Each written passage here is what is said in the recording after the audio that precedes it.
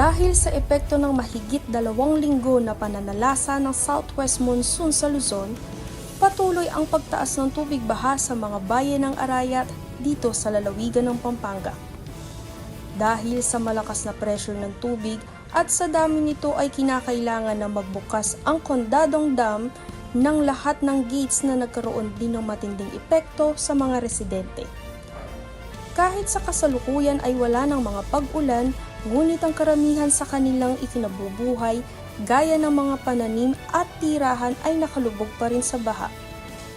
Lalo na sa barangay Candating Arayat na kung saan naging isa ito sa mga naging sentro ng issue patungkol sa flood control na nasira.